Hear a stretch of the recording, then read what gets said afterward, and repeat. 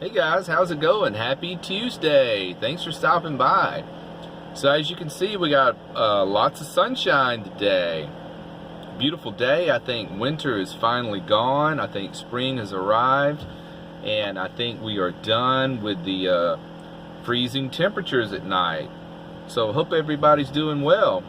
So I don't think I've ever told this story before about my first thought, instead of getting a van, was to get a travel trailer, like a small travel trailer. And then I thought, well, then I'd have to get a truck to tow it with. So and then I wouldn't be able to park, stealth park. So that idea went out the window pretty quickly. And then I started thinking about maybe a Class C RV. And I looked into those for a while, but as cool as they are, they just weren't for me. All the crazy graphics on the side, and sometimes they delaminate on the side, and the roof, oh boy. If you've ever seen an older Class C RV, you're gonna know what I mean by all the water leaking in. And I just thought that would be too much of a headache, and the fuel economy is not good on them. So I thought, nope, not for me. So then I started looking at Class B RVs, and man, those would be awesome to have. I mean, I looked at a few. I looked at a Heimer. I looked at a Travada, I think it's called. And those things are amazing, but they are super expensive. And I thought, wait a minute, why am I going to do this lifestyle to begin with? For more freedom and less financial constraints. So why would I trade one confining lifestyle that's stationary for a mobile lifestyle that's going to be financially confining and not going to get me very far?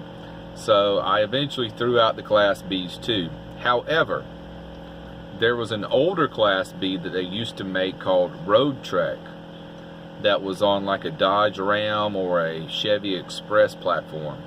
Those things were amazing.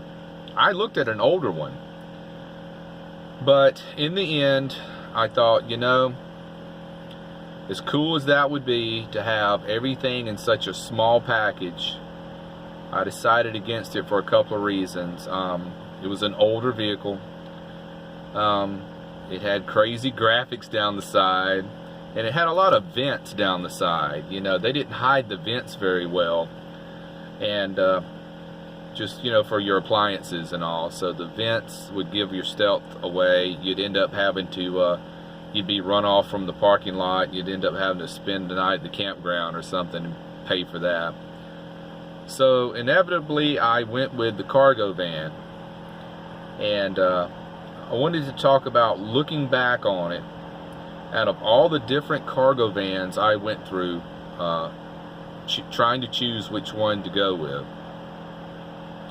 do I have any regrets that I chose the standard size GMC van? No. I love this van. I am so glad I didn't go and get the big one. I had looked at the big, huge ProMasters and the big Transits, the high tops, and a lot of money. And I kept trying to reel myself back in. What are you doing, Maddie? Don't spend that money. This is the whole reason you're doing this lifestyle, is to spend less money and to be more minimal and more free. And to truly be free, you got to give up some comforts. Well, I thought I was giving up comforts, but now that I've got everything you can imagine in the van, with my battery supply and all that good stuff, and the ventilation now, I've got everything in a small package. This van's probably only 20 feet long, I guess. And 7 feet tall. There was that one time I got the knock on the door at 1 a.m. That's because I was lazy that night. I was not smart. I had gotten comfortable in my parking, and I thought, oh, nobody's ever going to notice me. Well, no matter how stealthy you think you are, with the right security guard with nothing else to do, it's going to find you. And the reason he found me was because I was all alone. I had no other vehicles close by. So that was my fault. I just got lazy that night. But this vehicle, I love this van. It's still only got 16,000 miles on it.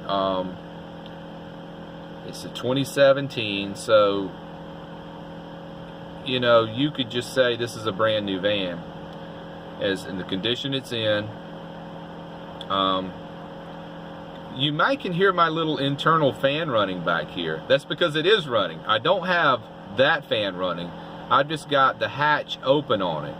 It's amazing the wind flow you get in here just by opening the hatch and lowering the side windows. It just pulls it right through.